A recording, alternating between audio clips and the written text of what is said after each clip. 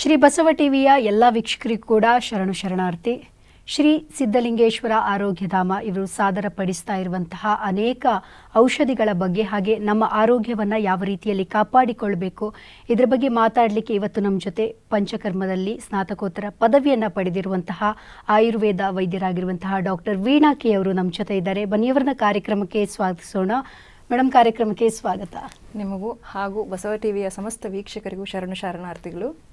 ಧನ್ಯವಾದಗಳು ಮೇಡಮ್. ಹಾಗೆ ಇವತ್ತು ಆರೋಗ್ಯ ಅನ್ನುವಂಥದ್ದು ಮನುಷ್ಯನಿಗೆ ಬಹಳ ಮುಖ್ಯ ಅಂತಲೇ ಹೇಳ್ಬೋದು. ಇವತ್ತಿನ ನಮ್ಮ ಈ ಕಾರ್ಯಕ್ರಮದಲ್ಲಿ ನಾವು ಇವತ್ತು ಜೀರ್ಣಶಕ್ತಿಯ ಬಗ್ಗೆ ಮಾತಾಡಲಿಕ್ಕಿದ್ದೇವೆ. ಜೀರ್ಣಶಕ್ತಿ ಅನ್ನುವಂಥದ್ದು ಮನುಷ್ಯನ ಆರೋಗ್ಯದಲ್ಲಿ ಬಹಳ ಒಂದು ಮುಖ್ಯವಾದ ಪಾತ್ರವನ್ನು ವಹಿಸುತ್ತೆ ಅಂತಲೇ ಹೇಳ್ಬೋದು. ಮೊದಲನೇದಾಗಿ ಈ ಜೀರ್ಣಶಕ್ತಿ ಅಂತ ಹೇಳಿದ್ರೆ ಏನು? ಜೀರ್ಣಶಕ್ತಿ ಅಂತ ಅಂದರೆ ಏನು ಅಂತ ಕೇಳಿದ್ರೆ ತುಂಬ ಜನ ಕೇಳ್ಕೊಂಡು ಬರೋದು ಉಂಟು ನಮ್ಮ ಹತ್ರ. ಚೈತ್ರ ಮೇಡಮ್, ನನಗೆ ಸರಿಯಾಗಿ ಡೈಜೆಷನ್ ಆಗ್ತಾ ಇಲ್ಲ ಅಂತ ಕೇಳ್ಕೊಂಡು ತುಂಬ ಜನ ಬರ್ತಾರೆ. ಈ ಕಾಲಕ್ಕೆ ಸ್ಪೆಸಿಫಿಕಲಿ ಈ ಸ್ಟ್ರೆಸ್ಫುಲ್ ವರ್ಲ್ಡಲ್ಲಿ ಅಂದರೆ ತುಂಬ ಜನರಿಗೆ ಸ್ಟ್ರೆಸ್ ಅನ್ನೋದು ಎಷ್ಟು ಇದಾಗ್ಬಿಟ್ಟಿದೆ ಅಂತಂದರೆ ಎಲ್ಲರೂ ಸ್ಟ್ರೆಸ್ಫುಲ್ ವರ್ಲ್ಡಲ್ಲಿ ಕೇಳ್ಕೊಂಡು ಬರ್ತಾರೆ, ಮೇಡಮ್ ನಮ್ಮ ಡೈಜೆಷನ್ ಸರಿಯಾಗಿ ಆಗೋದಿಲ್ಲ ಮೇಡಮ್, ಹಸಿವೇ ಆಗೋದಿಲ್ಲ, ಬೆಳಗ್ಗೆ ತಿಂದಿದ್ದು ಸಂಜೆವರೆಗೂ ಹೊಟ್ಟೆನಲ್ಲಿ ಕಲ್ಲಿದ್ದಂಗೆ ಇರುತ್ತೆ ಮೇಡಮ್, ಜೀರ್ಣನೇ ಆಗೋದಿಲ್ಲ, ಏನು ಮೇಡಮ್ ಇದಕ್ಕೆ ಕಾರಣ ಅಂತ ತುಂಬ ಜನ ಕೇಳ್ಕೊಂಡು ಬರ್ತಾರೆ. ಸೊ ಆಯುರ್ವೇದದ ಪ್ರಕಾರ 13 ಥರ ಅಗ್ನಿಗಳಿದೆ ಅಂತ ಹೇಳ್ತಾರೆ. ಅಗ್ನಿ ಅಂದ್ರೆ ಏನು? ಯಾವುದು ಹೊತ್ತಿ ಉರಿಸುತ್ತೋ ಅದನ್ನ ಅಗ್ನಿ ಅಂತ ಕರಿತೀವಿ ಅಲ್ವಾ? ಅಗ್ನಿ ಅಂದ್ರೆ ಏನು? ನಾರ್ಮಲ್ ಆಗಿ ನಾವು ಅಗ್ನಿ ಅಂದ್ರೆ ಏನು? ಬೆಂಕಿ ಅಂತ ಕರಿತೀವಿ ಅಲ್ವಾ? ಏನು ಬೆಂಕಿ? ದೇಹದಲ್ಲಿ ಬೆಂಕಿ ಇರುತ್ತಾ? ಹಾಗಾದ್ರೆ ಹೌದು, ದೇಹದಲ್ಲೂ ಒಂದು ಬೆಂಕಿ ಇರುತ್ತೆ. ಟೋಟಲಿ ಆಯುರ್ವೇದದಲ್ಲಿ 13 ಥರ ಅಗ್ನಿ ಅಂತ ಹೇಳ್ತಾನೆ. ಜಾಠರಾಗ್ನಿ ಆಗ್ಬೋದು, ಪಂಚಮಹಾಭೂತ ಅಗ್ನಿ ಆಗಬಹುದು, ಆಮೇಲೆ ಸಪ್ತ ಧಾತ್ವಾಗ್ನಿಗಳ ಇದು 13ನ್ನ ದೇಹದಲ್ಲಿರುವಂಥ ಅಗ್ನಿಗಳು ಅಂತ ಕರೀತಾರೆ. ಏನು ಮಾಡುತ್ತೆ ಅಗ್ನಿ? ಏನು ಅಂದರೆ ಅಗ್ನಿ ಏನು ಮಾಡುತ್ತೆ? ಉರಿಸೋದು. ಏನೇನನ್ನು ಉರಿಸುತ್ತೆ? ನೀವು ಏನು ತಿಂತೀರೋ ಅದನ್ನು ಪಚನ ಮಾಡಿ ಉರಿಸೋದು ಕೆಲಸ ಅದು ಅಗ್ನಿ. ನೀವು ಸಾಮಾನ್ಯವಾಗಿ ಹೋಮ ಹವನ ಮಾಡಬೇಕಾದ್ರೆ ಅಗ್ನಿಗೆ ಪೂಜೆ ಮಾಡ್ತೀವಿ. ಫಸ್ಟ್ ನಾವೇನು ಮಾಡ್ತೀವಿ? ಹವಿಸ್ಸಿಗೆ ಫಸ್ಟ್ ಅಗ್ನಿ ಅಂದರೆ ಅಗ್ನಿದೇವ ನಾವು ಏನು ಕೊಡ್ತೀವಿ ಅದನ್ನು ತಗೊಂಡೋಗಿ ದೇವರಿಗೆ ಅರ್ಪಿಸು ಅಂತ ಹೇಳಿ ಫಸ್ಟ್ ಪೂಜೆ ಮಾಡಿ ಅದಕ್ಕೆ ಅಗ್ನಿನ ಇದನ್ನು ಶುರು ಮಾಡ್ತೀವಲ್ವಾ? ಅದೇ ಥರ ದೇಹದಲ್ಲೂ ಅಗ್ನಿ ಇರುತ್ತೆ. ಸೊ ಏನು ಮಾಡುತ್ತೆ ಆ ಅಗ್ನಿ ಅಂದರೆ ಅದರಲ್ಲಿ ಇಂಪಾರ್ಟೆಂಟ್ ಆಗಿರೋದು ಜಾಠರಾಗ್ನಿ ಅಂತ ಹೇಳ್ತಾರೆ. ಜಠರ ಅಂದರೆ ಏನು? ಹೊಟ್ಟೆ. ಹೊಟ್ಟೆನಲ್ಲಿರುವಂಥ ಅಗ್ನಿನ ಜಾಠರಾಗ್ನಿ ಅಂತ ಕರೀತಾರೆ. ಸೊ ಏನು ಮಾಡುತ್ತೆ ಜಾಠರಾಗ್ನಿ? ಏನು ಜಾಠರಾಗ್ನಿದು ಕೆಲಸ ಅಂದರೆ ನಾವೇನು ತಿಂತೀವೋ ಅದನ್ನು ಜೀರ್ಣ ಮಾಡ್ಕೊಳ್ಳೋದೇ ಜಾಠರಾಗ್ನಿಯ ಕೆಲಸ. ಸೊ ಯಾವಾಗ ಈ ಅಗ್ನಿ ಸರಿಯಾಗಿರೋದಿಲ್ವೋ ಆಗ ಜೀರ್ಣಕ್ರಿಯೆ ಸಮಸ್ಯೆಗಳು ಉಂಟಾಗುತ್ತೆ. ಒಂದು ಸರಿ ಹೋಗ್ದಲೇ ಇರೋದು ಅಂದರೆ 2 ಥರ ಬರುತ್ತೆ. ಒಂದು ಅತಿಯಾಗಿ ಜೀರ್ಣ ಆಗೋಕೆ ಶುರುವಾಗ್ಬಿಡುತ್ತೆ ದೇಹದಲ್ಲಿ, ಏನೇ ಕೊಟ್ಟರು ಬೇಗ ಜೀರ್ಣ ಆಗೋಕೆ ಶುರುವಾಗುತ್ತೆ. ಮತ್ತೆ ಮತ್ತೆ ತಿನ್ಬೇಕು ಅನ್ನಿಸ್ತಾ ಇರುತ್ತೆ. ಇದು ಒಂಥರ ಸಮಸ್ಯೆನೆ. ಸೊ ಅದರಿಂದ ಏನಾಗುತ್ತೆ? ಬೊಜ್ಜಿನ ಸಮಸ್ಯೆಗಳು, ತುಂಬಾ ದಪ್ಪ ಆಗೋದು, ಮನುಷ್ಯರು ಕೊಲೆಸ್ಟ್ರಾಲ್ ಜಾಸ್ತಿ ಆಗೋದು, ಈ ತರದೆಲ್ಲ ಆಗ್ತಾ ಹೋಗುತ್ತೆ. ಇನ್ನೊಂದು, ಏನೇ ತಿಂದ್ರೂ ಜೀರ್ಣ ಆಗಲ್ಲ, ಹಸಿವೇ ಆಗೋದಿಲ್ಲ. ಬೆಳಗ್ಗೆಯಿಂದ ಸಾಯಂಕಾಲ, ಮೇಡಮ್ ನಾನು ಬೆಳಗ್ಗೆ 1 ಲೋಟ ಗಂಜಿ ಕುಡಿದಿದ್ದೆ ಮೇಡಮ್, ಇನ್ನೂ ಹಸಿವಾಗಿಲ್ಲ ಮೇಡಮ್. ಸೊ ಈ ಎರಡೂ ಸಮಸ್ಯೆಗಳೇ. ಸೊ ಜೀರ್ಣಕ್ರಿಯೆ ಏನು? ಹಾಗಾದ್ರೆ ಹೇಗೆ ಅದನ್ನ ನೀಟಾಗಿ ಇಟ್ಕೊಳ್ಬೇಕು ಜೀರ್ಣಕ್ರಿಯೆನ ದೇಹದಲ್ಲಿ? ಸೊ ಅಗ್ನಿ ವೃದ್ಧಿಕರ, ಈಗ ಅಗ್ನಿ ಕಡಿಮೆ ಆಗಿದ್ರೆ ಅಗ್ನಿ ವರ್ಧನೆ ಆಗುವಂತ ಆಹಾರಗಳನ್ನ ತಗೊಳ್ಬೇಕಾಗತ್ತೆ. ಸೊ ಯಾವ್ಯಾವುದು ಆ ತರ ಅಗ್ನಿ ವರ್ಧನೆ ಮಾಡುವಂತ ಆಹಾರಗಳನ್ನ ಮುಂದಿನ ಭಾಗದಲ್ಲಿ ಹೇಳ್ತೀನಿ. ಸೊ ಇನ್ನೊಂದು ಏನು ಅಂತ ಅಂದ್ರೆ, ಆಯುರ್ವೇದದ ಪ್ರಕಾರ ರೋಗ ಯಾಕೆ ಬರುತ್ತೆ ಅಂತ ಕೇಳಿದ್ರೆ, ಸರ್ವೇ ರೋಗ ಅಪಿ ಮಂದಾಗ್ನವು ಜಾಯಂತೆ ಅಂತ ಹೇಳ್ತಾರೆ ಆಚಾರ್ಯ ಚರಕ. ಸರ್ವೇ ರೋಗ ಅಪಿ ಮಂದಾಗ್ನವು ಜಾಯಂತೆ ಅಂತ ಹೇಳ್ತಾನೆ. ಅಂದ್ರೆ ನಿಮ್ಮ ದೇಹದಲ್ಲಿ ಜಾಠರಾಗ್ನಿ ಕಡಿಮೆ ಆದ್ರೆ, ನಿಮ್ಮ ಅಗ್ನಿ ಮಂದ ಆದ್ರೆ ನಿಮಗೆ ಎಲ್ಲ ರೋಗಗಳು ಅದರಿಂದನೇ ಉತ್ಪತ್ತಿ ಆಗತ್ತೆ ಅಂತ ಹೇಳ್ತಾ ಹೋಗ್ತಾನೆ. ಸೊ ಯೋಚನೆ ಮಾಡಿ, ಆ ಆಯುರ್ವೇದದಲ್ಲಿ ಅಗ್ನಿಗೆ ಎಷ್ಟು ಇಂಪಾರ್ಟೆನ್ಸ್ ಕೊಟ್ಟಿದ್ದಾರೆ ಅಲ್ವಾ? ಅವರು ನಿಮಗೆ ಕಾಯಿಲೆ ಬಂದರೆ ಹೇಗೆ ವಾಸಿ ಮಾಡ್ಕೊಳ್ಳೋದು ಅಂತಲೂ ಹೇಳ್ತಾರೆ. ಬಟ್ ಫಸ್ಟ್ ಏನು ಹೇಳ್ತಾರೆ? ಅಗ್ನಿ ಕರೆಕ್ಟ್ ಮಾಡ್ಕೊಳ್ಳಿ. ನಿಮ್ಮದು ಅರ್ಧ ಕಾಯಿಲೆಗಳು ಪಚನಕ್ರಿಯೆ ಚೆನ್ನಾಗಿ ಆಗ್ಬಿಟ್ರೆ ರೋಗಗಳೇ ಬರೋದಿಲ್ಲ ಅಂತ ಹೇಳ್ತಾರೆ. ಫಸ್ಟು ಏನು ಮಾಡಬೇಕು? ಅಗ್ನಿ ಕರೆಕ್ಟ್ ಮಾಡ್ಕೊಳ್ಬೇಕು. ನಮ್ಮ ಆಯುರ್ವೇದದಲ್ಲಿ ಚಿಕಿತ್ಸಾ ಅನ್ನೋದನ್ನು ಅದನ್ನ ಡಿಫೈನ್ ಹೇಗೆ ಮಾಡ್ತೀವಿ? ಏನು ಚಿಕಿತ್ಸೆ ಅಂದರೆ ಅಂತ ಹೇಳಿ, ಕಾಯಸ್ಯ ಅಂತರಾಗ್ನಿಯ ಚಿಕಿತ್ಸಾ ಐತಿ ಕಾಯ ಚಿಕಿತ್ಸಾ ಅಂತ ಹೇಳ್ತಾನೆ. ಅಂದರೆ ದೇಹದಲ್ಲಿ ಇರುವಂಥ ಜಠರಾಗ್ನಿಯನ್ನು ಸರಿ ಮಾಡೋದೇ ಚಿಕಿತ್ಸೆ ಅಂತ ಹೇಳ್ತಾನೆ. ಚಿಕಿತ್ಸಾಗೆ ಡೆಫಿನಿಷನ್ ಆಯುರ್ವೇದದ ಪ್ರಕಾರ ಅದನ್ನು ಡಿಫೈನ್ ಹೇಗೆ ಮಾಡ್ತಾನೆ ಅಂದರೆ, ಫಸ್ಟ್ ದೇಹದಲ್ಲಿ ಅಗ್ನಿ ಎಲ್ಲಿ ಕಡಿಮೆ ಆಗಿದೆಯೋ, ಯಾಕೆ ಕಡಿಮೆ ಆಗ್ತೀಯೋ ಅದನ್ನು ನೋಡಿ ಅದಕ್ಕೆ ಟ್ರೀಟ್ಮೆಂಟ್ ಮಾಡಿಬಿಟ್ರೆ ನಿಮಗೆ ಮೇನ್ ಟ್ರೀಟ್ಮೆಂಟ್ 50% ನಿಮಗೆ ಟ್ರೀಟ್ಮೆಂಟ್ ಬರೀ ಅಗ್ನಿ ಟ್ರೀಟ್ಮೆಂಟ್ ಕೊಟ್ರೆ ಸರಿ ಹೋಗುತ್ತೆ. ಸೊ ಅಂದ್ರೆ ಯೋಚನೆ ಮಾಡಿ, ನಮ್ಗೆ ಏನೇ ರೋಗ ಬಂದ್ರೂ ಅಗ್ನಿಯಿಂದನೇ ಬರುತ್ತೆ ಅಂತ ಹೇಳ್ತಾರೆ ಅಲ್ವಾ? ಹೌದು, ದೋಷಗಳಿಂದ ಬರಲ್ಲ ಅಂತ ಅಲ್ಲ, ಅದಕ್ಕೆಲ್ಲ ಮೂಲ ಕಾರಣ ಅಗ್ನಿ. ಸೊ ಅಗ್ನಿ ಕರೆಕ್ಟ್ ಆಗಿ ಇಟ್ಕೊಂಡ್ರೆ ದೇಹದಲ್ಲಿ ರೋಗ ಇಲ್ದಲೇನೆ ಮನುಷ್ಯ ಆರಾಮಾಗಿರಬಹುದು.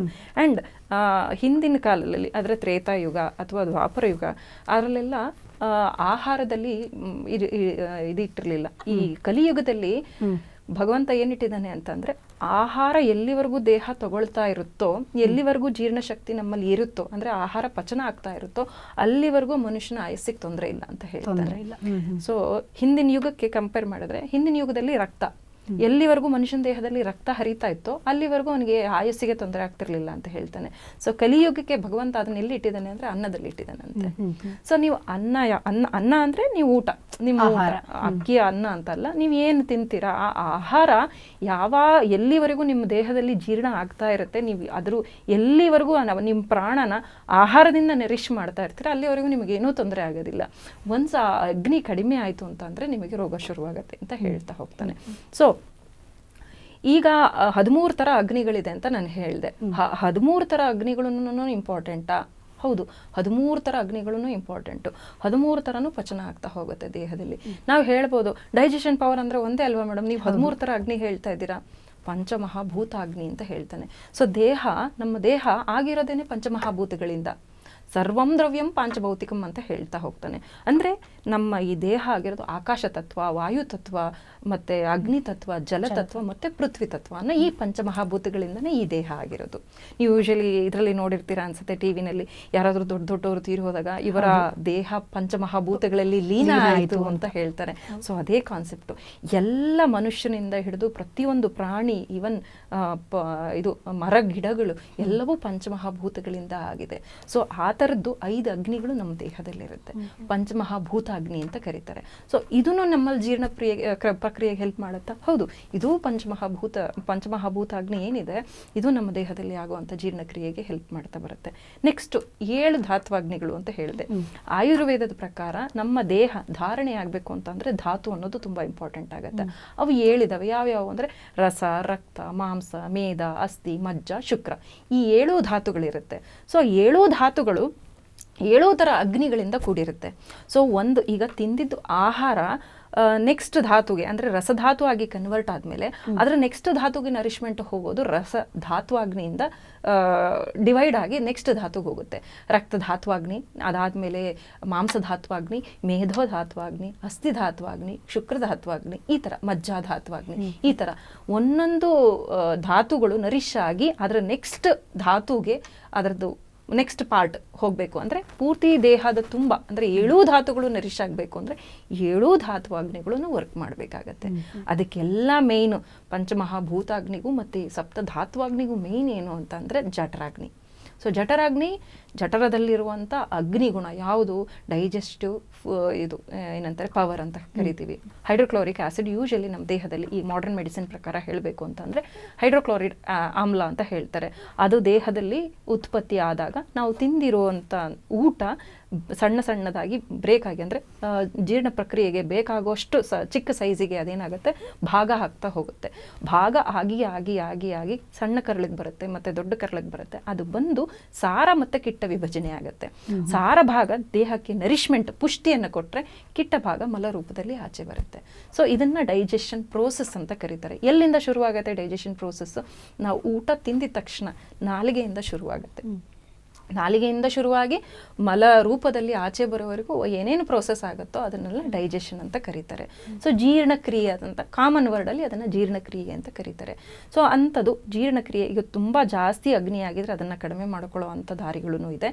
ಅಥವಾ ತುಂಬ ಕಡಿಮೆ ಆಗಿರುವಂಥದ್ದನ್ನು ಯೂಶುವಲ್ಲಿ ನಾರ್ಮಲ್ ಆಗಿ ಬರೋದು, ಮೇಡಮ್ ನನಗೆ ಅಗ್ನಿ ಜಾಸ್ತಿ ಆಗಿದೆ ಅಂತ ಯಾರೂ ಬರೋದಿಲ್ಲ, ಕಡಿಮೆ ಆಗಿದೆ, ಜೀರ್ಣ ಆಗ್ತಾ ಇಲ್ಲ ಮೇಡಮ್, ತಿಂದಿದ್ದು ಜೀರ್ಣ ಆಗೋದಿಲ್ಲ, ಮೇಲಿಂದ ಮೇಲೆ ತೇಗ್ ಬರ್ತಾ ಇದೆ, ತಿಂದಕ್ಕೆ ಮನಸ್ಸೇ ಬರೋದಿಲ್ಲ, ಊಟ ನೋಡಿದ್ರೆ ವಾಂತಿ ಮಾಡಂಗಾಗತ್ತೆ ಅಂತ ಹೇಳ್ತಾರೆ. ಸೊ ಇದೆಲ್ಲ ಕಾಮನ್ ಆಗಿ ಅಗ್ನಿ ಕಡಿಮೆ ಆದಾಗ ಬರುತ್ತೆ. ಕಾರಣಗಳೇನು ಅಗ್ನಿ ಕಡಿಮೆ ಆಗ್ಲಿಕ್ಕೆ ಅಂತ ಅಂದ್ರೆ ಊಟದಲ್ಲಿ ಸಾರ ಇಲ್ದಲೇ ಇರುವಂತ ಊಟನ ತಿನ್ನೋದು ಅಥವಾ ತುಂಬಾ ಹೆವಿ ಆಗಿರುವಂತ ಫುಡ್. ಈ ಅಗ್ನಿ ಕಡಿಮೆ ಆದಾಗ ಏನೇನ್ ತರ ನಮ್ಗೆ ಸಿಂಪ್ಟಮ್ಸ್ ಕಾಣಿಸುತ್ತೆ? ಯಾಕೆ ಕಡಿಮೆ ಆಗುತ್ತೆ? ಫಸ್ಟ್ ಯಾಕೆ ಕಡಿಮೆ ಆಗುತ್ತೆ ಅಂತಂದ್ರೆ ಸ್ಟ್ರೆಸ್. ಈಗಿನ ಕಾಲಕ್ಕೆ ಎಷ್ಟು ಸ್ಟ್ರೆಸ್ ಇದೆ ಅಂತ ಅಂದರೆ ಊಟ ತಿನ್ನೋದಕ್ಕೆ ಟೈಮ್ ಇರೋದಿಲ್ಲ. ಕಾಲಕ್ಕೆ ಟೈಮ್ ತಿಂದಲೇ ಇದ್ದರೆ ಮನುಷ್ಯನ ಜೀರ್ಣಶಕ್ತಿ ಹೇಗಾಗ್ಬಿಡುತ್ತೆ ಅಂತ ಅಂದರೆ ವಿಷಮಾಗ್ನಿ ಅಂತ ಕರಿತೀವಿ ನಾವು. ಟೈಮ್ ಕರೆಕ್ಟಾಗಿ ತಿನ್ನೋದಿಲ್ಲ. ಈಗ ಬೆಳಗ್ಗೆ ತಿಂಡಿ ತಿನ್ಬೇಕಾಗಿರುತ್ತೆ, ತಿಂಡಿನೇ ತಿಂದಿರೋದಿಲ್ಲ, ಓಡ್ತಾ ಇರ್ತಾರೆ ಕೆಲಸ ಅಂತ ಓಡ್ಕೊಂಡು ಹೋಗ್ತಾ ಇರ್ತಾರೆ. ಸೊ ಅದು ಒಂದು ಮೇನ್ ರೀಸನ್ ಕಡಿಮೆ ಆಗೋದಕ್ಕೆ. ಇನ್ನೊಂದು ಚಿಂತೆ, ಯೋಚನೆ. ಇವಾಗ ನೀವು ಯೋಚನೆ ಮಾಡಿದ್ರೆ ಊಟ ಮಾಡಬೇಕು ಅಂತಾನೆ ಅನ್ಸಲ್ಲ. ಏನೋ ಸಂಸಾರದಲ್ಲಿ ಸಾಕಾಗಷ್ಟು ತೊಂದರೆಗಳು ಇದ್ದೇ ಇರುತ್ತೆ, ಯಾರೂ ತೊಂದರೆಯಿಂದ ಹೊರತಲ್ಲ. ಬಟ್ ಏನು ಮಾಡ್ತಾರೆ, ಅದನ್ನೇ ಒಂದು ರೀಸನ್ ಥರ ಇಟ್ಕೊಂಡ್ಬಿಡ್ತಾರೆ. ಊಟ ತಿಂಡಿ ಸರಿಯಾಗಿ ಟೈಮಿಗೆ ಕರೆಕ್ಟಾಗಿ ಮಾಡಲ್ಲ, ಅದು ತಿನ್ನಬೇಕು ಅಂತಲೇ ಅನಿಸಲ್ಲ, ತಿಂದಿದ್ದು ಜೀರ್ಣ ಆಗೋದಿಲ್ಲ. ಸ್ಟ್ರೆಸ್ ಒಂದು. ಆಮೇಲೆ ಕೆಲವೊಂದು ರೋಗಗಳು, ಈ ಹೊಟ್ಟೆನಲ್ಲಿ ಈ ಅಸಿಡಿಟಿ ಸಮಸ್ಯೆ ಅಂತ ಏನು ನಾವು ಹೇಳ್ತೀವಿ, ಆ ರೋಗಗಳಿಂದನೂ ಅಗ್ನಿ ಏನಾಗುತ್ತೆ, ಕಡಿಮೆ ಆಗುತ್ತೆ. ಮತ್ತೆ ಈ ಹೋಟೆಲ್ ದಿನ ಹಬ್ಬದ ಊಟ ತಿನ್ನಕ್ಕಾಗತ್ತಾ ನಿಮಗೆ? ತಿಂತೀರಾ? ಇಲ್ಲ ಅಲ್ವಾ? ನಮ್ಗೆ ಆದ್ರೂ ದಿನ ಹಬ್ಬದ ಊಟ ತಿನ್ಬೇಕು ಅಂತಂದ್ರೆ ಹೆವಿ ಫುಡ್ಸ್, ಅತಿಯಾಗಿ ಹೆವಿ ಇರುವಂತ ಜೀರ್ಣಶಕ್ತಿಗೆ ಮೀರಿದ್ದಂತ ಆಹಾರನ ಎವ್ರಿ ದಿನನಿತ್ಯ ಸೇವಿಸೋದ್ರಿಂದ ಏನಾಗುತ್ತೆ, ನಿಮಗೆ ಜೀರ್ಣಶಕ್ತಿಯ ಸಮಸ್ಯೆ ಕಡಿಮೆ ಆಗುತ್ತೆ. ಸೊ ಏನ್ ಮಾಡ್ಬೇಕು, ಯಾವ ತರ ಆಹಾರ ತಗೊಳ್ಬೇಕು? ಆಹಾರ ಯಾವಾಗಲೂ ಹಿತ ಮತ್ತೆ ಮಿತವಾಗಿರ್ಬೇಕು ಅಲ್ವಾ? ತುಂಬಾ ಜಾಸ್ತಿ ತಿಂದ್ರೆ, ನೀವು ಹಬ್ಬಕ್ಕೆಲ್ಲಾದ್ರೂ ಹೋಗಿ ಅಥವಾ ಮದುವೆ ಮನೆಗೆಲ್ಲಾದ್ರೂ ಊಟ ಮಾಡಿ ನೋಡಿ, ತುಂಬಾ ಜಾಸ್ತಿ ಏನೋ ಸ್ವೀಟ್ ಇದೆ ಚೆನ್ನಾಗಿರುತ್ತೆ ಅಂತ ಹೇಳಿ ತಿಂದು ಬಂದ್ಬಿಟ್ಟಿರ್ತೀರಾ. ಆ ದಿವಸ ಎಲ್ಲ ನಿದ್ದೆ ಮಾಡಬೇಕು ಅನಿಸ್ತಾ ಇರುತ್ತೆ, ಆ ಜೀರ್ಣದ ಸಮಸ್ಯೆ ಕಾಡುತ್ತೆ. ಸೊ ಹಿತ ಮತ್ತೆ ಮಿತವಾಗಿರುವಂಥ ಆಹಾರನ ಬಳಕೆ ಮಾಡಬೇಕು. ಯಾವ ಥರದ್ದು ಹಿತ ಮತ್ತೆ ಮಿತ ಯಾವುದು? ಜೀರಿಗೆ ತಗೊಳ್ಬಹುದು ಮನೆಯಲ್ಲಿ ನೀವು. ಆಮೇಲೆ ಸ್ಪೈಸಸ್, ನಾವು ನಿಜವಾಗ್ಲೂ ಹೇಳ್ತೀವಿ, ಇಂಡಿಯಾದಲ್ಲಿರುವಂಥ ಭಾರತೀಯರು ಸ್ಪೆಷಲಿ ಬ್ಲೆಸ್ಡ್. ನಾವೆಲ್ಲ ನಿಜವಾಗ್ಲೂ ಬ್ಲೆಸ್ಡ್. ಯಾಕಂದ್ರೆ ನಮ್ಮಲ್ಲಿ ಸಿಗುವಂತ ಈ ಸ್ಪೈಸಸ್ ಅಂತ ಏನ್ ಕರೀತಾರೆ, ಸಾಂಬಾರ್ ಪದಾರ್ಥಗಳಿಗೆ ನಾವು ಏನೇನು ಯೂಸ್ ಮಾಡ್ತೀವಿ, ಕರಿಮೆಣಸಿಂದ ಹಿಡಿದು, ಜೀರಿಗೆಯಿಂದ ಹಿಡಿದು, ಮೆಂತೆಯಿಂದ ಹಿಡಿದು, ಇವೆಲ್ಲ ಏನ್ ಮಾಡುತ್ತೆ, ಅಗ್ನಿವರ್ಧನೆ ಮಾಡುತ್ತೆ ದೇಹದಲ್ಲಿ. ಸೊ ಇಂಥ ಪದಾರ್ಥಗಳನ್ನ ಕಾಮನ್ ಆಗಿ ಊಟದಲ್ಲಿ ಬೆರೆಸ್ಕೊಂಡು ಅಂದ್ರೆ ಡೈರೆಕ್ಟ್ ಆಗಿ ತಿನ್ನೋದಲ್ಲ, ಊಟದಲ್ಲಿ ಎಷ್ಟು ಅಂದ್ರೆ ಅದನ್ನೇ ನಾನು ಫಸ್ಟ್ ಹೇಳಿದ್ದು, ಹಿತ ಮತ್ತೆ ಮಿತವಾಗಿ. ಅದನ್ನೇ ಜಾಸ್ತಿ ತಿಂತ ಹೋದ್ರೆ ಏನಾಗುತ್ತೆ, ಅಸಿಡಿಟಿ ಜಾಸ್ತಿ ಆಗುತ್ತೆ, ಅಗ್ನಿವೃದ್ಧಿ ಜಾಸ್ತಿ ಆಗುತ್ತೆ. ಅವಾಗ ಏನಾಗುತ್ತೆ, ಒಳಗಡೆ ಅಲ್ಸರ್ ಆಗಕ್ಕೆ ಶುರುವಾಗುತ್ತೆ, ಆಮೇಲೆ ಎಷ್ಟು ತಿಂದ್ರೂ ಸಾಕಾಗಲ್ಲ. ಸೊ ಈ ಥರ ಸಮಸ್ಯೆಗಳು ಕಾಣಕ್ಕೆ ಶುರುವಾಗುತ್ತೆ. ಸೊ ಆ ಥರ ಹಿತ ಮತ್ತು ಮಿತವಾಗಿರುವಂಥ ಆಹಾರನ ಉಪಯೋಗಿಸ್ಕೊಳ್ತಾ ಬಂತು ಅಂತಂದರೆ, ಆಮೇಲೆ ಹೆಚ್ಚು ನಾರಿನಂಶ ಇರುವಂಥ ಪದಾರ್ಥಗಳು. ಯಾಕೆ ನಾರಿನಂಶ ಇರುವಂಥ ಪದಾರ್ಥಗಳು ಅಂದರೆ, ಮಲಬದ್ಧತೆ ಸಮಸ್ಯೆ ಕಾಡೋದಿಲ್ಲ ನಿಮಗೆ. ಆಮೇಲೆ ನೀರು, ದೇಹಕ್ಕೆ ಒಂದು ದಿವಸಕ್ಕೆ 3 ಲೀಟರ್ ಅಷ್ಟು ನೀರು ಬೇಕಾಗುತ್ತೆ. ನೀರು ಚೆನ್ನಾಗಿ ಕುಡಿಯೋದು. ಎಷ್ಟೊಂದು ಜನ 1 ಲೋಟನೂ ನೀರು ಕುಡಿಯೋದಿಲ್ಲ. ದೇಹದಲ್ಲಿ ಏನಾಗುತ್ತೆ, ನೀರಿನ ಅಂಶನೇ ಇಲ್ಲ ಅಂತ ಅಂದ್ರೆ ಈಸಿಯಾಗಿ ಮೂವ್ಮೆಂಟ್ ಆಗೋದಿಲ್ಲ. ತಿಂದಿದ ಆಹಾರ ಮೂವ್ಮೆಂಟ್ ಆಗ್ಬೇಕಲ್ವಾ, ಹೊಟ್ಟೆಯಿಂದ ಕರಳಿಗೆ ಹೋಗ್ಬೇಕು, ಕರಳಿಂದ ದೊಡ್ಡ ಕರಳಿಗೆ ಹೋಗ್ಬೇಕು, ಅಲ್ಲಿಂದ ಆಚೆ ಬರಬೇಕು. ಸೊ ಕರೆಕ್ಟ್ ನೀರಿನ ಕುಡಿದಲೇ ಇರೋದ್ರಿಂದನೂ ಸಮಸ್ಯೆ ಆಗುತ್ತೆ. ಸೊ ಇದನ್ನ ಮಾಡಿಕೊಂಡು ಅಂಶಗಳನ್ನ ತಲೆನಲ್ಲಿ ಇಟ್ಕೊಂಡು ನಾವು ನೋಡ್ಕೊಂಡಿದ್ದೆ ಆದ್ರೆ ಆರೋಗ್ಯನ, ಸೊ ನಮ್ಮ ದೇಹದಲ್ಲಿ ಜೀರ್ಣಶಕ್ತಿ ಅನ್ನೋ ಸಮಸ್ಯೆನೇ ಕಾಡೋದಿಲ್ಲ, ಇರೋದೇ ಇಲ್ಲ ನಮ್ಮ ಜೀರ್ಣಶಕ್ತಿ ಸಮಸ್ಯೆ. ಮೇಡಮ್, ಇದಕ್ಕೆ ಈಗ ಕೊನೆಯದಾಗಿ ಪರಿಹಾರ ಏನ್ ಹೇಳ್ತೀರಾ? ಪರಿಹಾರ ಅಂದ್ರೆ ಇದನ್ನೇ, ಊಟದಲ್ಲಿ ನಾವು ಈ ತರ ಎಲ್ಲ ಮಾಡ್ಕೊಳ್ಬಹುದು. ಇನ್ನ ನಮ್ಗೆ ಔಷಧಿ ಅಂತ ಬಂತು ಅಂತ ಅಂದ್ರೆ, ಔಷಧಿಯಲ್ಲಿ ಈ ಸ್ಪೈಸಸ್ ಉಪಯೋಗ ಮಾಡಬಹುದು. ಯಾವ್ಯಾವುದು ಜೀರ್ಣಕ್ರಿಯೆನ ಜಾಸ್ತಿ ಮಾಡುತ್ತೆ. ಆಯುರ್ವೇದದಲ್ಲಿ ಮೆಡಿಸಿನ್ ಆದ್ರೆ ಹಿಂಗವಷ್ಟಕ ಚೂರ್ಣ ಇದೆ, ತುಂಬಾ ಇದೇ ತರದ್ದೇ ಮೆಡಿಸಿನ್ಸ್ ನಾವು ಪ್ರಿಪೇರ್ ಮಾಡ್ತೀವಿ. ಪರ್ಟಿಕ್ಯುಲರ್ ಆಗಿ ಒಂದು ಬ್ರ್ಯಾಂಡ್ ನೇಮ್ ಹೇಳೋ ಅಂಥದ್ದಲ್ಲ. ಸೊ ತುಂಬಾ ಔಷಧಿಗಳಿದೆ ಆಯುರ್ವೇದದಲ್ಲಿ. ಸೊ ನುರಿತ ಆಯುರ್ವೇದ ವೈದ್ಯರುಗಳು, ಅವ್ರಿಗೆ ಹತ್ರ ಎಲ್ಲೆಲ್ಲಿ ಇರ್ತಾರೋ ಜನಗಳು, ಅವರು ಹೋಗಿ ಕಾಂಟ್ಯಾಕ್ಟ್ ಮಾಡಿ ಒಂದ್ಸಲ ಅವ್ರ ದೇಹಕ್ಕೆ, ಅವ್ರ ಪ್ರಕೃತಿಗೆ ಯಾವ್ಯಾವ್ದು ಔಷಧಿಗಳು ಸೂಟ್ ಆಗುತ್ತೆ ಅದನ್ನ ಕೇಳಿ ಸಲಹೆಯನ್ನ ಪಡ್ಕೊಂಡು ತಗೊಳ್ಬೇಕಾಗತ್ತೆ. ಮನೇಲಿ ಈಗ ಮಾಡ್ಕೊಳಕ್ಕಾಗ್ಲಿಲ್ಲ, ಎಲ್ಲೂ ಸಿಗ್ತಾ ಇಲ್ಲ ನಮ್ಗೆ ವೈದ್ಯರುಗಳು ಅಂತಂದ್ರೆ, ನಮ್ಮ ಈ ಸಿದ್ಧಲಿಂಗೇಶ್ವರ ಆಯುರ್ ಧಾಮದಲ್ಲಿ ಸಿಗುವಂತ ಡೈಸಲೆಕ್ಸ್ ಅಂತ ಪೌಡರ್ ಇದೆ, ಇದನ್ನ ನೀವು ಬಳಕೆಯನ್ನ ಮಾಡ್ಕೊಳ್ಬಹುದು. ಡೈಸಲೆಕ್ಸ್ ಅಂತ ಪೌಡರ್ ಇದೆ, ಅದನ್ನ ಬಳಕೆಯನ್ನ ಮಾಡ್ಕೊಳ್ಬಹುದು. ಹೇಗೆ ಬಳಕೆ ಮಾಡಬಹುದು? 1 ಚಮಚ ಪೌಡರ್ ಇರುತ್ತೆ, ಅದನ್ನ ಖಾಲಿ ಹೊಟ್ಟೆನಲ್ಲಾದ್ರೂ ತಗೊಳ್ಬಹುದು. ಅಗೇನ್ ಪೇಷಂಟಿನ ಅನುಕೂಲತೆ ಅಂದ್ರೆ ಅನಿವಾರ್ಯತೆ, ಅವ್ರ ದೇಹಕ್ಕೆ ಯಾವ ತರ ಬೇಕು. ಊಟಕ್ಕಿಂತ ಮುಂಚೆ ಕೆಲವೊಂದನ್ನು ಕೊಡಕ್ಕೆ ಹೇಳ್ತೀವಿ, ಊಟ ಆದ್ಮೇಲೆ ಕೆಲವೊಂದನ್ನು ಕೊಡೋದಕ್ಕೆ ಹೇಳ್ತೀವಿ. ಡಾಕ್ಟರ್ನ ಒಂದ್ಸಲ ಕನ್ಸಲ್ಟ್ ಮಾಡ್ಕೊಂಡು ಅವರು ಊಟಕ್ಕಿಂತ ಮುಂಚೆನ, ಊಟ ಆದ್ಮೇಲೆ ಆ ತರ ನೋಡ್ಕೊಂಡು ಅವ್ರು ತಗೊಳ್ಬಹುದು. ವೀಕ್ಷಕರೇ, ನೀವು ಕೂಡ ಈ ಡೈಸೋಲೆಕ್ಸ್ ಅನ್ನ ಯೂಸ್ ಮಾಡಿ ಈ ಜೀರ್ಣಶಕ್ತಿಯನ್ನು ಹೆಚ್ಚಿಸಿಕೊಳ್ಬಹುದು ಅಂತ ಹೇಳ್ತಾ, ಹಾಗೆ ಸ್ಕ್ರೀನ್ ಮೇಲೆ ನಂಬರ್ ಬರ್ತಾ ಇದೆ, ಹೆಚ್ಚಿನ ಮಾಹಿತಿಗಾಗಿ ನೀವು ಇದನ್ನು ಸಂಪರ್ಕಿಸಬಹುದು. ಹಾಗೆ ಮೇಡಮ್, ಇಷ್ಟೊತ್ತು ಜೀರ್ಣಶಕ್ತಿಯ ಬಗ್ಗೆ ಬಹಳಷ್ಟು ಒಂದು ಉತ್ತಮವಾದಂಥ ಮಾಹಿತಿಯನ್ನು ನಮಗೆ ನೀಡಿದ್ರಿ.